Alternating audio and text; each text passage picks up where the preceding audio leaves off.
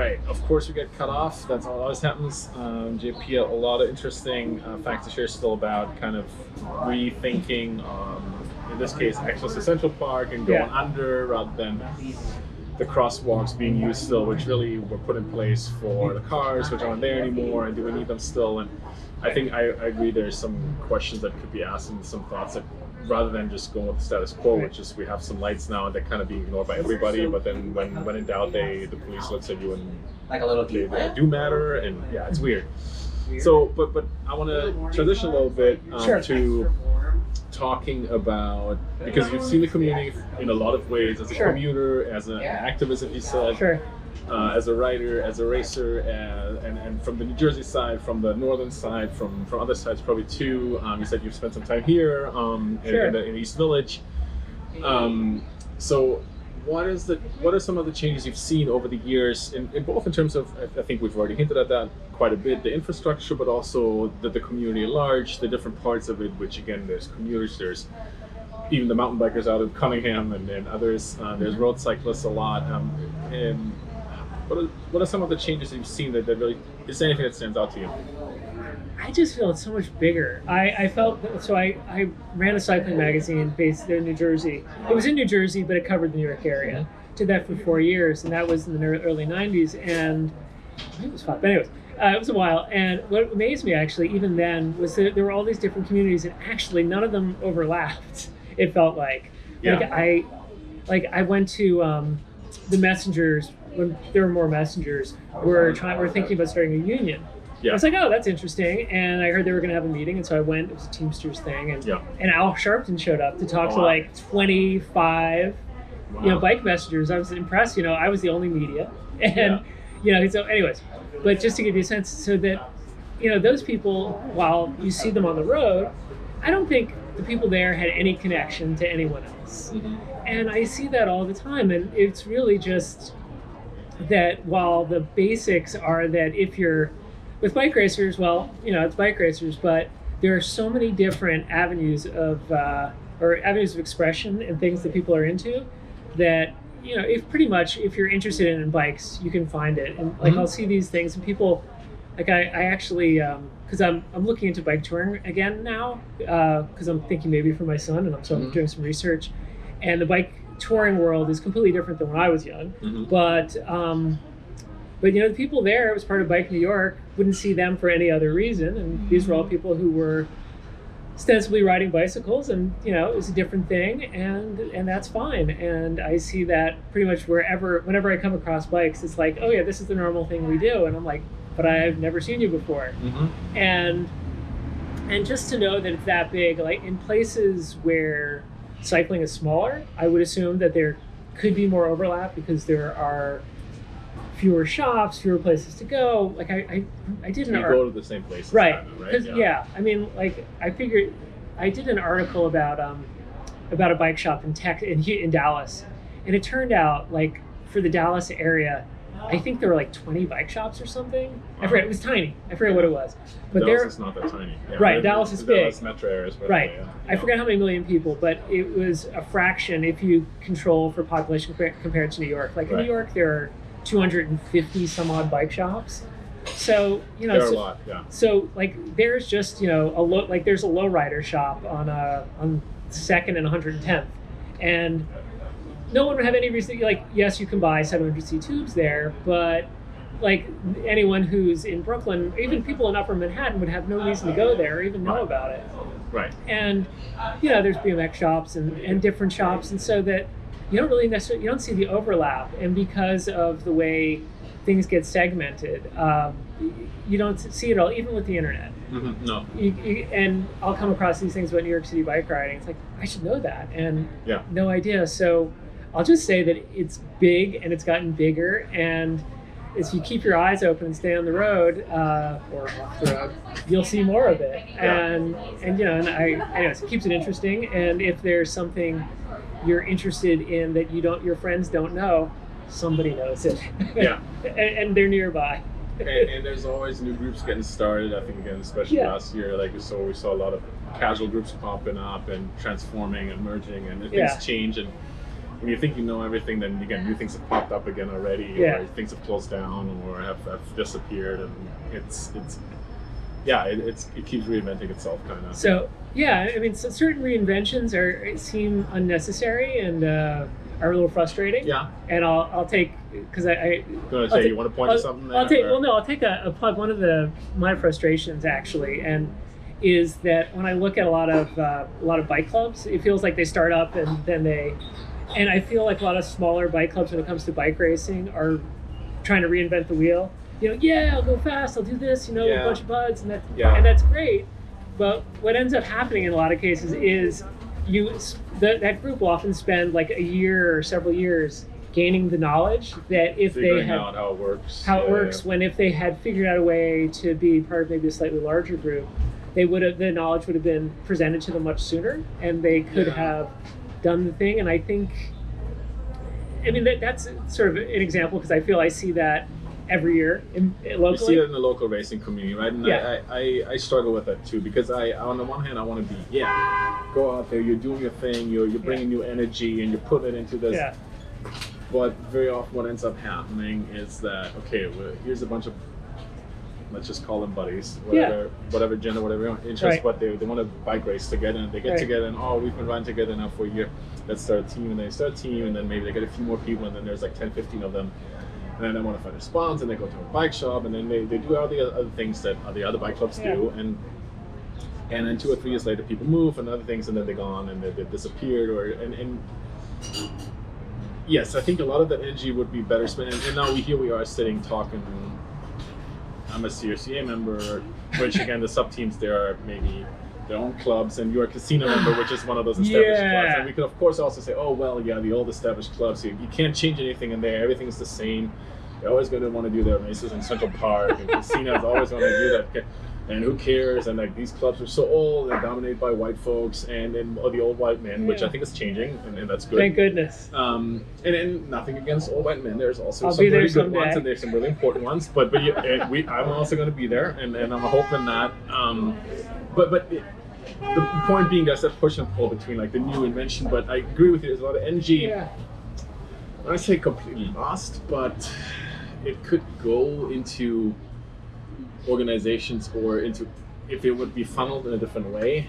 But I think that's also part because it is such a big community, you don't know that there are these organizations that already exist, that are already doing what you're doing, or it would be easy to join a club that already exists, because then you would have a lot of the infrastructure set up, and you wouldn't be doing all this stuff that you're doing, and you don't have to, and there's a lot of good people already that you can connect to, that you don't need to stay with on your own group of friends. But again, there's also a lot of positive energy that comes from that. So I'm torn, but I feel you, and I totally see that. So this is maybe the natural transition to you being a member of Casina. So tell us a little bit about Casina, because actually I had Charlie on here, and Charlie's status is more like of an honorary Casina member who's who runs the races for Casina, and he, I see you often there check-in actually too, volunteering, and you have to be there at like 5 a.m. and you're like, some people stumble up and they don't have their license ready, and they're like, I'm here for the race, and you're like, what's going on? Anyway, so you're Casina. Well, first, I don't volunteer for 5 a.m. starts, because in Harlem it's just too hard to get down. Yeah, you have. I do other things I'd like to think I do other things for Casina. Pretty sure I've seen you there though, so I might be not the 5 a.m. So it's always the 6 a.m. in Prospect Park, I think. But I'm there early enough, but not always. My biggest problem is the Portage Online. But and actually, while we're here, public service announcement: please take off your jersey before you go in if you have bib straps, because everyone's short on time in the morning. I feel like such an old man. I see people standing in line with their bib straps. The thing is, get yourself as ready as you can. Take the jersey off already. Yes. Anyway. So just because you might make someone miss a start, or you might miss a start.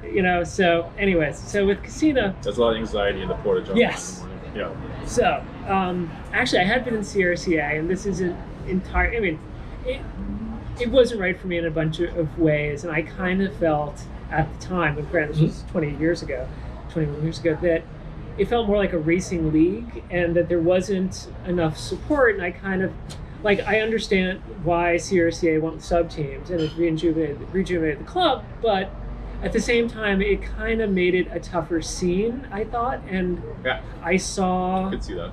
Yeah. I saw at the time, I felt a lot of rear guard action of people who felt like they were low on the totem pole, so to speak. Like, no, I don't want to see these people, come along because I'm going to lose my spot as the 10th person or whatever. And it was a kind of negativity. Like being the 10th person on the team or whatever, Yes. so that they could still race in the A race, say, Yeah. because there's a limited number of spots for each But even, team. that they might not get a free jersey next year or whatever the Right. thing was, and they might On be the cut. team. Yeah. And I was frustrated by that. And I realized, I'd already been racing. I'd had a license since '83 by that point. So I've been in the sport for 17 years. So you get one of those 4-digit numbers. Yeah. Five. But yeah. Oh, five. 27. Yeah, still. Okay, no, yeah, I'm 27, that's low. Yeah. 27,000 roughly. And Yeah. it had been I'd been even lower in the previous numbering scheme. There was a previous numbering scheme. And I was like 23, I think. But so I realized that because I was frustrated by this, I could go to, I could race with a bunch of guys who are friends, and that'd be great. Right. But I thought it might be more worthwhile to help develop a club to sort of be all inclusive. To say, you can join in year 5, you can join in year 1, and if you never go beyond Cat 4, that's great. But there should be a place for you all the way up, so you can do the whole thing, and you should be able to road, track, cyclocross, mountain bike all with the same club, because we're just a bunch of idiots who are in silly clothes riding bicycles, and if you can't have fun doing it, Yeah. you shouldn't be out here. And that's usually my one key mantra. That Yeah. I say. If you don't love what you're doing, then don't Yeah. have fun. while So, you're doing it, have fun doing it, but also make the club about development. Casina had been really big when I had first started bike racing. And Charlie's 3 years younger than me, I think. So, Talking about Charlie Eisenberg. Charlie Did an Eisenberg. interview with him too. yeah. So I raced against him as a junior, and there had been when we were juniors, it was a really big scene. Mhm. And which, it's frustrating. That's a different discussion. Yeah. Essentially, Casina had kind of been on a downward slide, and people it had been getting smaller and smaller. And it was an opportunity to basically race with some good guys, race with some who could push me a little, because Casina still had. It was a complicated scene, but there was kind of like a traveling team, as it were, mostly of ringers from elsewhere. Yeah. But when they came, I was racing with them, and that was pretty good. And there were some local 3s, and got together with them, and then there wasn't a lot else. And so the hope was that we could rejuvenate the club and make it so that everyone could join, everyone could have fun, and there was a way for everyone to learn, so that everyone wasn't starting from scratch. Right. And to that, I'm not a member of the board anymore. I was a member of the board back then, and that is, I think Casina's still working towards that. I hope they are, but that had been sort of my interest, and it's still not happening the way I'd like it to. Life gets in the way of dreams and plans, but I still think there's a way to make it happen, and I'm still working to that. And we try to have some things where everyone can get into it regardless of how good they are, Yep. and a fair amount of education. I'm not doing some of the things we're not doing because of the pandemic, but I tried to have sort of, as it were, lessons in how to bike race, Yeah. because no reason to learn from zero. And at the time there weren't any books on it, I felt, but so would sort of give a lesson in team tactics, and we do rides, we practice team tactics and silly stuff like that. Yeah, I know you have all the YouTube videos and all that, but it's one thing to see it, and then another thing to do it yourself, right? Yeah. Yeah, To read about it. right. Even when I joined Casina, you weren't really getting wire-to-wire coverage of stages or bike races. And it's funny because I I covered the World Tour for Cannondale for a bunch of years, and I did it from my desk, and I'd watch hours and hours of stage racing. And I learned a lot from watching that, but it's if I had done that when I was 13 or 14, it isn't that 10 guys forming at the front is something you need to necessarily watch, but there are plenty of other smaller things. But still, whether it's the tour book or this, it's teaching those things and getting over a lot of the small stuff of the life of training, because for all the things that you can learn, there's so much stuff that isn't necessarily apparent. An evergreen is always what do you do about breakfast on these 6 a.m. starts? Popular conversation about You know. New York City. Yeah. Right. And Ranges from like absolutely nothing Right. to like yeah, whole You know. bacon, egg and cheese, 2 hours, Right. getting up 3 hours before to get Yeah. your full breakfast. Then and then also like what to do, like people, a lot of people think it's you just show up, but what people don't realize is that even the people who say just show up, they've packed their bag, they have extra clothes, they do they have their routines. if you know what you're doing. If you know what you're doing.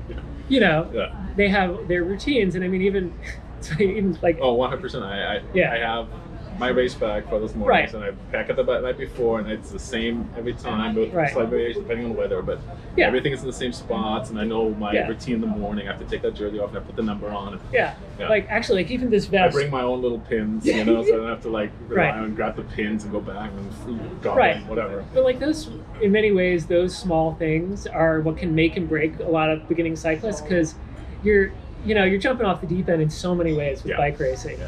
and it's that thing that like if you go and show up at a running race, well, 500 people start and you just run, and if you take an hour or if you take 20 minutes, you still finish. But here, if you're off the back, your day is over in 10 minutes. Yeah, especially And- in spot races. right. Yeah. And so just that as an example. And so I'd like to think that Casino, one of the many things, is helping people with that, and then trying to create an atmosphere where people are excited about going out and riding with each other, supporting each other, and getting good together. And when we do well, it's donuts for everybody, as it Nice. were. Sharing prize money to me is had been like in other situations, like what I helped you, you're not giving Yeah. it's not like you're making a lot of money, so have like those kind of things, and making it so that it's an experience that everyone can enjoy and grow from. And I'd like to think Casino is still doing it. I'm sure we could do better. Yeah. And it's okay that CRCA has its thing, we're doing our thing, Yeah. and Yeah. people like it. I mean, let's just say enough people like it that it's surviving, and people will come, people go, and we'll That's normal, right? Yeah. I think the club has a good presence. I think the colors are recognizable, Yeah. and I think what you're describing, that it's a good mix of people, Right. and not everybody's super serious. I think that's really good too. Like Yeah. I think, again, you want to think about what's your identity, right? As a bike race. In this case, we're talking about racing clubs or racing teams, and what kind of identity you have. And you talk to Yeah. different. I think we all know for a lot of the teams, we know what their identity is, and there's different identities, right? And none of them are from per se, but there's decisions you have to make, and I think Right. Casino has a really good place there too, especially being outside of the CSCA structure, right? Yeah. I think you have more freedoms in some ways, and you're a little bit more. You have a little bit more control over things. I think, as a club yourself. Yeah, I mean, I'd like to. We haven't been a presence in the 1, 2, 3 races. I feel enough of a presence. The way, like, there are some years where we'd have like 6 guys showing up. Not in my time, but Right. but that again, I don't have the Right. historical knowledge, and that comes and goes off. Right. So, And so I'd certainly like to see that come back, and I'm hoping that the guys who are 4s are going to upgrade soon, and it certainly the pandemic shifted that a bit, and we had some people move away, which is a bit of a bummer. Yeah. But we'll be back at it, and so certainly, that was, to me, I mean, so much of the way that the game of bike racing, I think that's a lot of fun. Yes. And Yes. if I could, It's the game aspect, right? Yeah. Or you can call it, some people call it chess, or some people Yeah. call it the strategy, but the So- game aspect is fun. Yeah. so it was fun, and having a group of people to do it with makes it more fun. And if you like them, it's better still. Mm-hmm. And yeah, I mean, if I can imagine, a perfect club, it would be basically like us being able to field, like 4 to 6 people for every field Yeah. in every different race, and that there's always room for one more. And if people are sick or they show up, then there's still room, and we're still having fun. And inevitably someone's going to retire, someone's going to quit, someone's going to get injured, jobs can get bigger, they're going to move away, and people are going to move back in, and and being there for all of them. And so we're, we do cross. We don't. I'm the only one doing track right now, I think. We got some guys who are doing mountain bike some, and so it would be, and so hopefully there's a place for all of them, and that that if like, I'm tired of the road, I want to do track, that there'll be enough guys like, yeah, we'll track you know, together. critical mass. Yeah. And because that's a lot of fun. And yeah, I mean, the difficulty, like on the small side, is that if you have, only 4 or 5 people,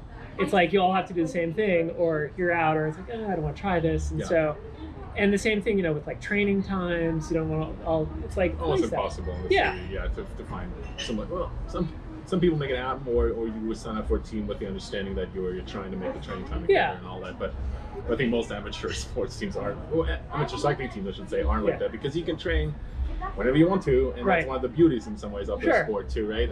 But it can make it sometimes difficult to get the group together for sure too, especially again with the pandemic. Is it more of a Queens-based club, or is that just my impression? I always get that impression. It's more Brooklyn-based. Is that always been like that historically, or is it because with CRC it's easy because with Central Park it's always a Manhattan-based kind of club, but Casino doesn't have that super strong. Again, I think we could say that they are casino races, the Prospect Park races. Mm-hmm. Oh yeah. And then people hear Casino Velodrome, so they're also thinking Casino's also up there, right? So and that's the Queens connection, and yes. And of course, we don't see where everybody. If you're not in a club, you don't know where everybody rides home, right? Well, we had when one of the guys came up with Look Sharp rides. So I think Friday mornings in Prospect, everyone like be in their good clothes, ride, have a social time, and that was one kind of ride. So, but we're more Brooklyn based. When the club started, it actually arguably started because of, which is when 1963. Yeah. Okay. Or 4. Anyways, it's on our jerseys. I gotta remember. Yeah. It's on. I see it every day. There's no way I remember. It started because Century Road Club Association wouldn't allow kids and wasn't integrated. And wouldn't allow what kids? Kids. There weren't kids in the club. Okay. I think like those were the 2 reasons. It had to be adults, and I don't think it was integrated. And the Casino Velodrome was starting, and it was I think the guy who started Casino was also the push behind getting the Velodrome started. Mm-hmm. So the Velodrome was built, and I assume there were more Queens people at one time. Mm-hmm. I don't know when I was a junior, I assumed the people were from the city. There were a lot of Queens kids, certainly. So Charlie was part of a group with the Hincappies and Loner and I think Trevor Silvera. Anyways, there were a bunch. So I don't really know when it was based, but by 2000, it definitely seemed to be Brooklyn based. Right. And so and then it's kind of been Brooklyn based ever since. And there are those of us in Manhattan, and maybe it's my thing about having an own identity. It's good to be uptown. I mean, I'd love to have closer races, certainly. Yeah. But You're pretty close to Central Park. I am, but I can't race that often. I mean, I could. Yeah, I miss the open races in Central Park are a blast. I think I've never done one, to be honest. Oh, really? It's funny. I always end up marshalling there, or like saying, I can race that 12 times, and it costs very little, and then I have to show up for one of those and pay for a few bucks. And everybody else, when they sign up quick, most of them, most of the time they sell out. So it's not like I feel like the club needs to have me sign up for it, So anyway. And I think I might be wrong, but with more people racing, with some money being on the line, with more people from out of town there, my theory is a little bit more dangerous, but I might be wrong. I don't think so. And also at the end of summer, and you have to wake up really early too. Crazy early. Yeah, the 5:30 start for the 50 miler is early, but I mean, obviously, I came from a different time. We were starting at like 7 in the morning when I first started doing it. Yeah. And they were a blast when the Mangoni race was considered a regional race. You could get pros to show up because Fred Mangoni, and like one of the craziest Mangonis I did was just one of the 3 open races usually every year. Yes. Yeah. And there used to be like 4 open races in March, and then part of the spring series, when the spring series disappeared. Right. But anyways, like we did one race where like the final lap, we averaged over 30 miles an hour. Yeah. Because a bunch of guys from out of town came in, and they were setting it up for their guy, and I did the final lap of the course in like 11:56 or something. Yeah. And if you look at Strava, it's like everyone, there were like there were 6 or 8 of us under 12 minutes in Strava, and Yeah. Strava wasn't as popular then. 11:56 is fast. Yeah. Yeah. So right, it's a 6 miles in 11:56. Yeah. And yeah, I think like Scott Savory had the fastest time, but he was 4 seconds faster. So you know, it's like he was just at a different spot in the course, as it were. Yes. When Which a good sprinter. it's fine. Starts in the back and then at the end of the laps in the front. Yeah. Yeah. But anyways, just so. I think it's a complicated course, I think, and I love it because, you know, while it's not exactly hilly, you're either shifting or turning at some point. Yeah, hilly is maybe too strong of a word, but I think but at the same time, it's not hilly, right? So No. what is it? It's it's always up or down. Right. It's never really a flat part. Like other than engineer skate, maybe that's technically a false flat, I think. Yeah, it goes up a little bit, down a little. No, it's complicated. It's rolling. It's rolling. Yeah, and they're big ring hills certainly, but anyways, so it takes a lot of positioning smarts to do it, and so that's why I like it. It's fun. And so it's fun. But anyways, why was on it? So racing. So anyways, So it's Casino, yeah. Casino. So maybe you've been in leadership. Clubs change as they go. They don't.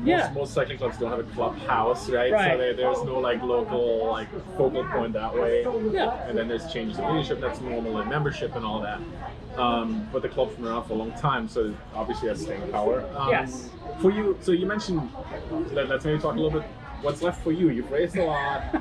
I read, and I want to hear a little bit more about that because, like, I think you haven't talked anything at all about your own racing, Palmares, but I read that you medaled at a national championship event in a team pursuit. Yes.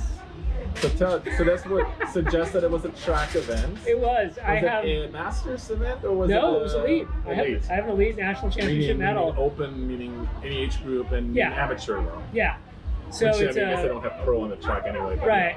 Not really. It was team pursuit. It's basically with a 5th place medal. Why they award 5 medals as opposed to 3? Awarded, yeah. Okay. So. What do you got? Everybody got a bronze? So something like that. Yeah. Fifth, okay. I think so. I got a bronze. Yeah, it's just basically, it was at T-Town, and one of my things is when national championships are close, I should do Trexlertown, Pennsylvania, which is 2.5 hours away, one of the biggest, certainly I think the East Coast track center, I think it's fair to say. Yeah. Like the place to go for track. Yeah, and so I was like, well, it's here. I knew it was coming. I had a 3 on the track, so I could I didn't think I'd be able to, I think I had to be a 1 to do the points race. On the track, but I could do pursuit and team pursuit. And it was like, well, I've never raced a national championship on the track before. Let's do it. Yeah. So, you know, it was effectively a 4-man time trial and got 5th. So you had 3 other people there? Yeah. Yeah. So we actually was this was with Casino or 2 Casinas and Greg Durovich from East End. Okay.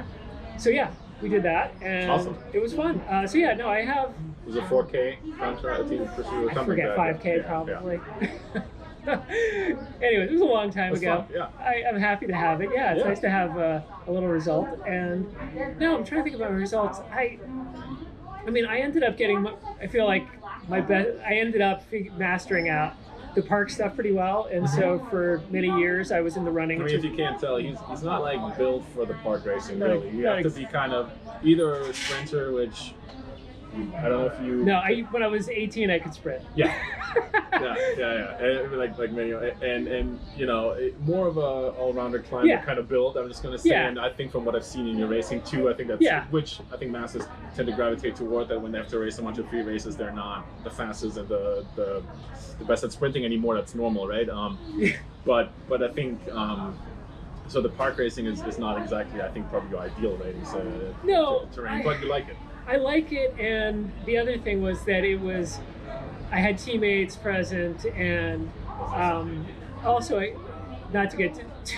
also have this paranoia that doping is occurring, and so like early in the year, it's cleaner, but anyways, whatever. I also trained very well in the winter.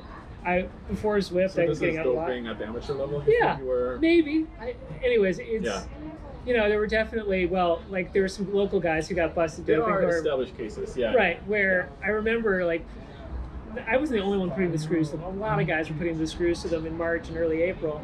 And then they'd just come on and, you know, it's like they're blowing our doors out when 3 weeks earlier they could barely hang on our wheel. But anyways, be that as it may, what happened was there was a bunch of times with the spring series. So it was 8 or 9 races in March and April.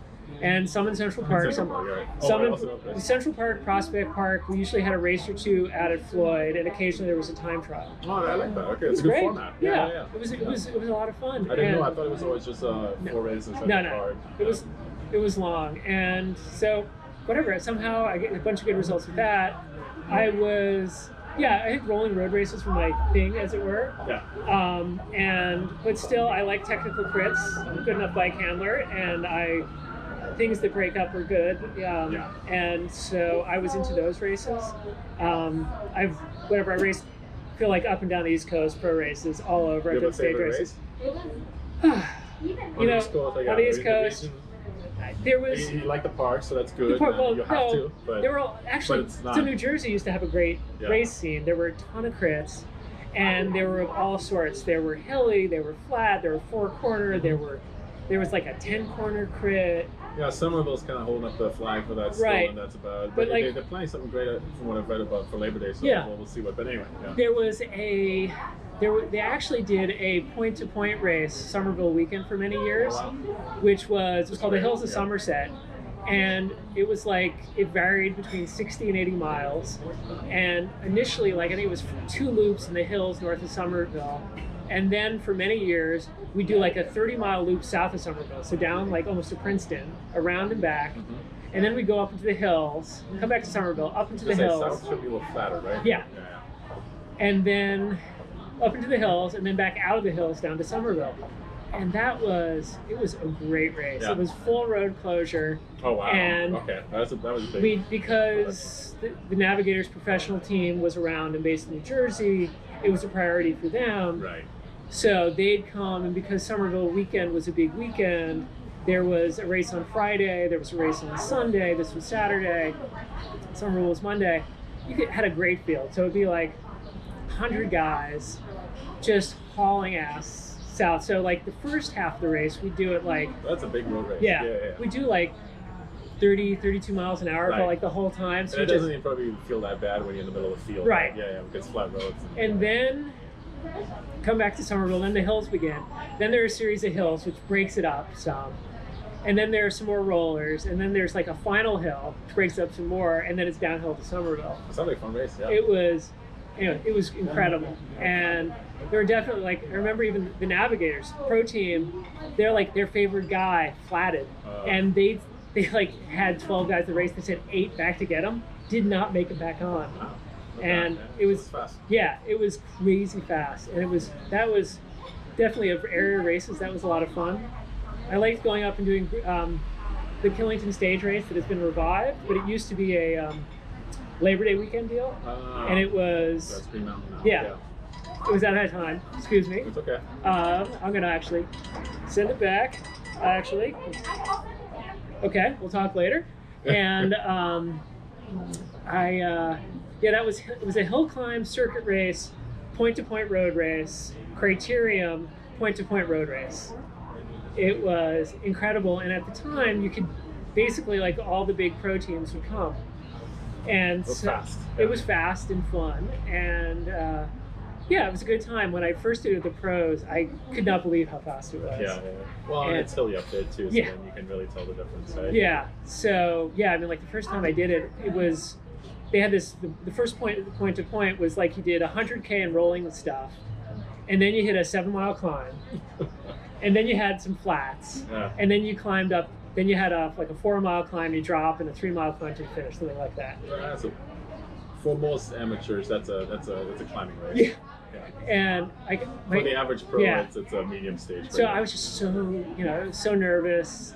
I did everything wrong. I forgot to put my bib straps up. And it was funny because I rolled up to the line and realized it. I was getting all nervous, and Davis Finney was there at the time. Big deal. I was oh, don't worry, you'll be fine. Yeah. I took my jersey. It was a help, but my chain rings came loose. Oh, wow. Yeah. And I ended up, I knew someone, there was a friend's dad was driving a follow vehicle for his son's team, and like we tighten up the bolts. I draft this like Dodge Caravan for 5 miles to get back in. I make it back just as the climb starts, the 5 mile climb. Brutal, but you know, it's the fun thing. So that was a great time. But you know, the other big thing for me racing wise, or I think it helped me as a racer overall, was I did the Tour of Ireland. I did it's called the Millcross. Yeah. Okay. And I did it in. That's a big deal. Yeah. I mean, it was even more so when I think Kelly and Roche were around, but now even it's. Yeah.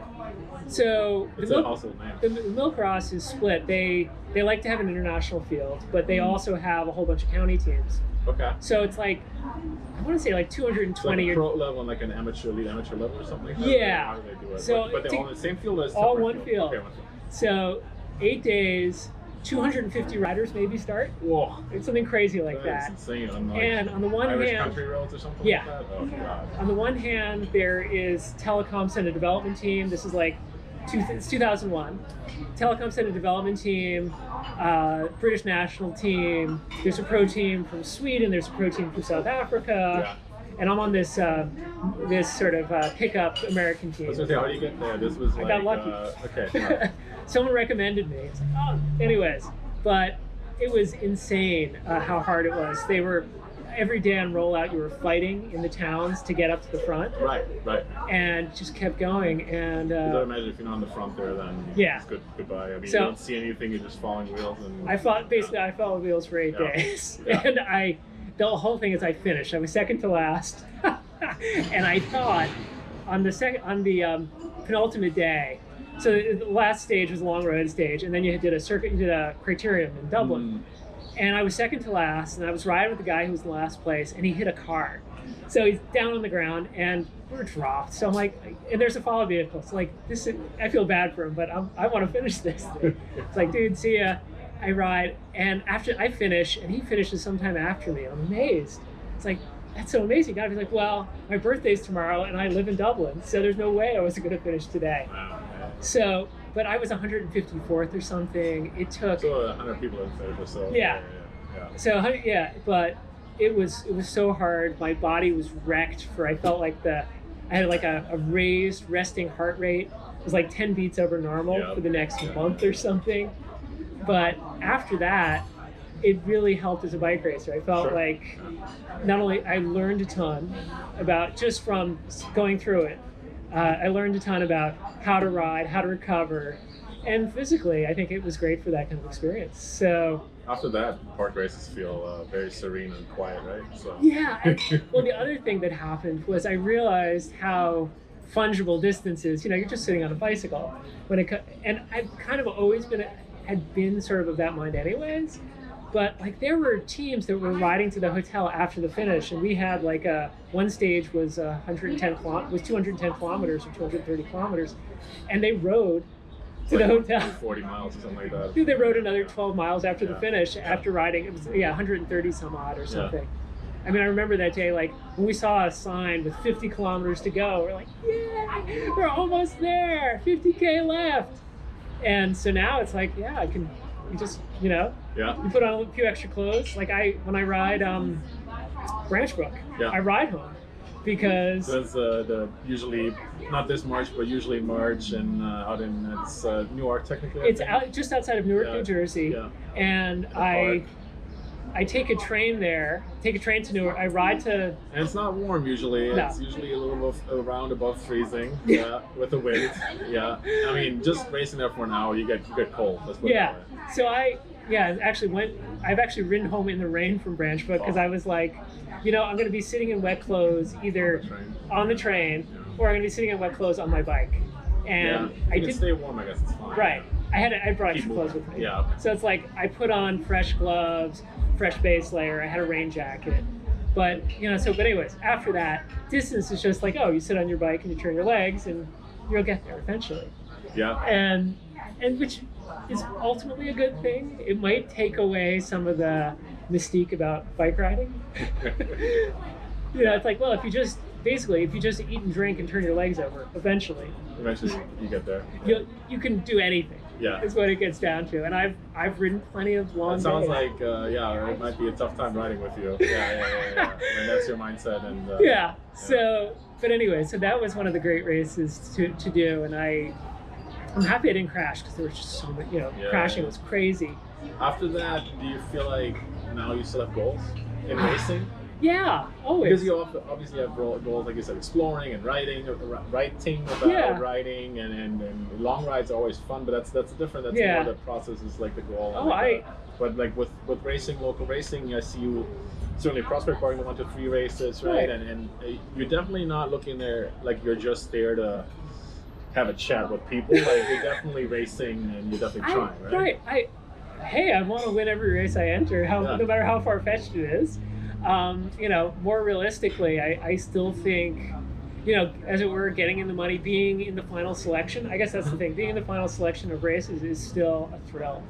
And 2019 was a rough year, and I was hoping I'd come back stronger in 2020. Yeah. And, I did one race in Branch Brook with you, and that was the season. And, definitely. Yeah, I think I snuck a couple of race weekends, and that was it. Yeah. Right, but so I still race the track some. If I could become state champ on the track again, that'd be great. Yeah.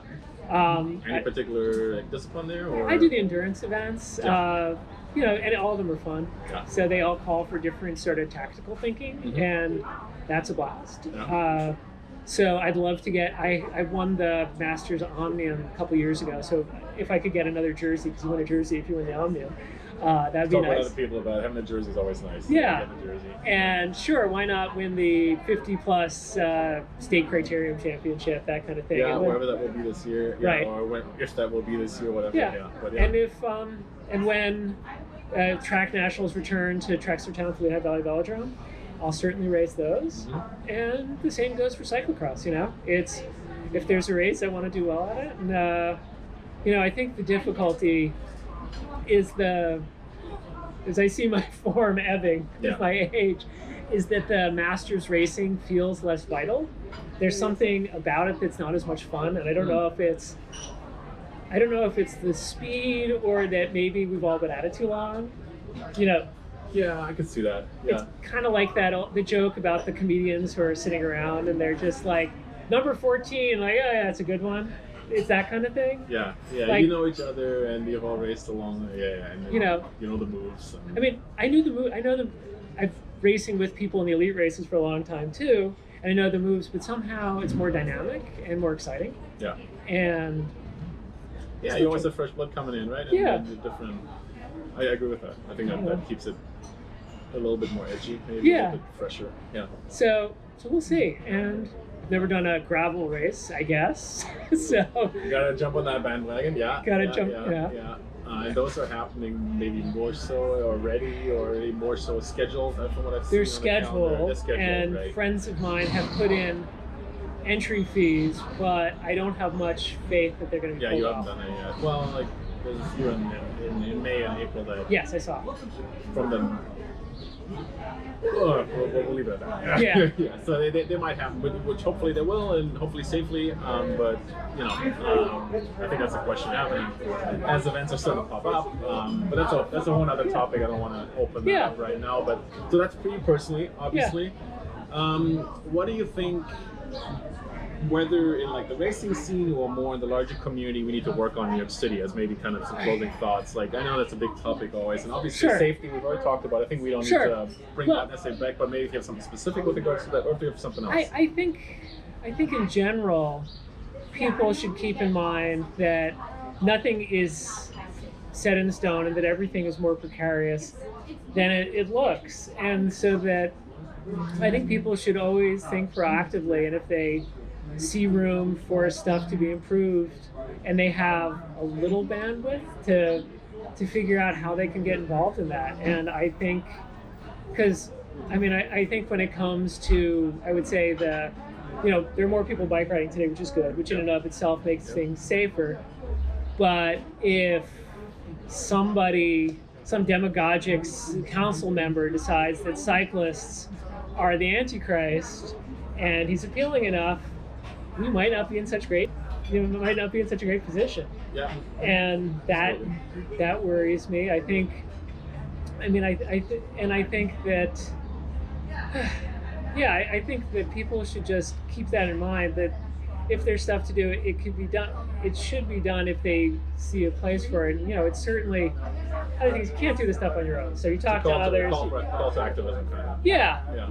And to cultivate the activism and to have it so people know and are aware. And if it becomes part of just you're seeing these things, you're doing these things, it'll be easier. The bike racks that are outside here can be ripped up in a matter of minutes, probably. Yeah.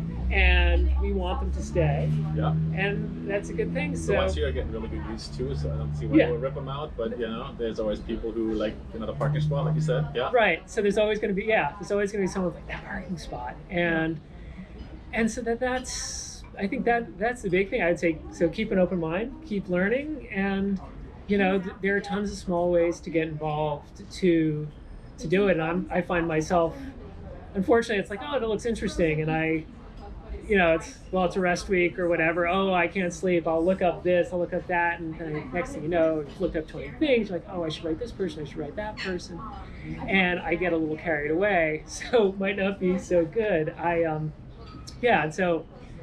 Anyway, so there's a lot on that, and I'd like to see one thing. Since I told you about the archways in Central Park, one of my other things that I'm trying to figure out what to do is have you ever heard of the concept bicycle gardens or traffic gardens? No, actually. Okay, well, traffic gardens are more Netherlands things. So basically, in New York City, we have these things called Safety City, the DOT put forth, where they basically made like a closed street where they could teach kids about traffic safety. Right. Very basic idea. Yeah. And I think they're pretty much all closed. But one of the things that's been getting me of an urban environment is that there's no place for smaller kids to ride. Like, oh, you can ride for the building, oh, you can go to you can ride on the sidewalks, but there's no place where we can make it like a bicycle playground. Right. And, sure, there are some pump tracks and some dirt jump parks, but they're not really for little kids. Right. And so I've been looking into, it's one of my, as it were, many side projects or things that I'm ruminating on, that, like, what if you could create a playground which would have, like, an outside track that kids could just ride fast on, and have a way for kids to learn turning and riding over curbs and braking and stuff like that. And it turns out that in the Netherlands, they have this concept called traffic gardens, which is essentially, they've set up a closed area where kids can practice bike riding. Yeah, okay, I know what you're talking about. We have that in Germany in certain configurations. Right. Probably not as much as in the Netherlands, I'm sure. Right. But the thing is that ultimately, it's about like teaching kids how to be responsible cyclists as opposed to having fun. Yeah. And I would love it like if we a mindful participant in traffic. Right. Kind of. Yeah, that's really what it's for. Yeah. But if we could figure out a way to create one of these in New York City where you take some parkland and you basically, I guess you fence it off in some fashion, but essentially, you could have it so it has a loop, multiple loops, and kids follow like a maze and they do all sorts of different things. And you have it so they can be discrete sections so that kids could like do repeats and then just ride around. And there's a woman, I think she's in DC, who has like a loose concept for this, of bicycle gardens. And I'd love to figure out a way to design one for here. Because find a space, I guess, for it here. Yeah, I think there are spaces for it. And so that way it's like giving kids a bike playground, because one of the big problems, and it's not just New York City, it's nationwide, kids who are younger than, 14 have less and less of a place to ride. Yeah. I don't know how much you went through all my written work, but I have this thing where I basically posit that bike riding is less popular today because it's hard for kids to ride. Like we talked about Florida, it's like if you're a kid, riding in Florida is hard because it's infrastructure. I think there's also a heightened awareness. However, what the reasons are for my parents and all that for dangerous, right? And there's always that, oh yeah, back in the day, my parents would just let me ride for hours, and I think that's oversimplification too, and not that the parents didn't worry back then, right? But I do think that there's also been a shift there that's not really okay to do, like let your 10-year-old ride around the city, right? Anyway, but but it still happens, of course, too, right? So I would say that the shift actually I think is real, in that if you look at the last 50 years, like more than twice as many people lived within a mile of their school than do today. So, like, I think almost half the population, half the kids in America lived within a mile of their school, and that's a pretty easy riding distance. Right. But it's like less than a quarter now. Okay, that makes more sense. I thought you meant the shift was the other way. No, I would have been surprised because it's much farther. Between, absolutely. Changes to the educational system and also the way we have structured where we live and how we get to places. Yeah. So here in this country, because I think you grew up and I grew up with that too. Riding to school, almost everybody rode their bike to school. Yeah. Not everybody, but a lot of people. Yeah. By the time I got to junior high, it was starting to go down, and then sweaty. Your hair isn't perfect. Yeah. So, and the other problem is that kids are in school sometimes from like 8 to 5, and in the winter months, if sun's coming up at 7:30 and the sun's coming down at 4:30, they're riding to school at least in the dark. One of those trips, if not both. So, anyways, it's a nationwide problem. But for New York City, we have lights, but we don't have places for small kids to ride. And I think it would be a great thing if we could get, so. Anyways. So you're thinking of repurposing, redesigning parts of parks? That are underutilized maybe? Yeah, that kind of thing. But that would be like what you would identify. Yeah, but it's basically, that's an example of, it's because I have kids, and so other people have these other things. There's no shortage of things to do or to make sure that they're okay. To lobby for, and I, with my community board experience, I had this thing where I went to DOT this was now a really long time ago, had redesigned Adam Clayton Powell Boulevard. Mm-hmm. It had been singled out as one of the most dangerous streets in the city. And say it again, where is it? Adam Clayton Powell Boulevard. Okay. It's like 7th Avenue in Harlem. Okay, yeah. And it, I forget the number, 12 people had died in a couple years. Oh, wow. And the average car speed was 40 miles an hour. Yeah. And it was a 35 zone. Yeah. So 35 zone, 40 miles an hour. People were getting hit in crosswalks. So it was, anyways, so the DOT looked at this, they redesigned the street, they came up with this great plan. I went to the unveiling, it looked really good. And I was like, oh, that's it, that. But then in subsequent meetings, basically it was death by 1,000 cuts. Everyone had this reason why it was wrong, and the community didn't come out to support it, and so the plan was shelved. Someone was like, well, it's going to cause asthma spikes. It wouldn't have caused asthma spikes. The theory was because more carbon monoxide would be coming out of cars. Cars have to stop more. This comes up a lot. People get creative when they try to. Anyway. Right. Well, it should be said that it appears the reason in Harlem and other poorer neighborhoods that asthma is an issue is because of deteriorating housing stock. Okay. So it's basically when the wall boards and the paint and the glue and everything that's in a house is disintegrating and you're breathing it in, it's more likely that that's the problem. I don't want to see an asthma spike anywhere. No, right. But the asthma spikes aren't happening in Midtown to kids. Right. And there's tons of traffic there. Right. And kids live alongside the East River Drive and the Upper East Side, and it's not happening there. Yeah, that may not be certainly maybe not the main factor. Right. So it's not the driver. But just to give an example, so these things are happening all over. And people should keep that in mind. So as long as they're paying attention, as it were, somewhat mindful, know who your elected officials are, show up at community board meetings occasionally, figure it out. People are talking, next mayor, think of someone who's going to at least speak out in favor of rethinking traffic in the city, rethinking infrastructure in the city, right? I think that's going to be a big talking point for those of us on bikes. I think, that we should push some people on that. It would help. Yeah. I also think show that you can take advantage of the bike facilities. Mm-hmm. And then it's like, oh, people are using it, there should be more, right? There was one road once and someone said, hey, how about a second? Yeah. And there's no reason for it to end. And I'm sure there's so much to do. I look at Manhattan, and a couple years ago I read this guy who was saying that Broadway from 106th to 14th is basically an extra street. It's an unnecessary street. Yeah. So we should just close it to cars all the way from 14 to 106, and that makes a lot of sense to me. Absolutely. I think some bike highways, whatever you call it, in the city, I've heard a lot of different plans, and I'm not an expert, so but anything to change.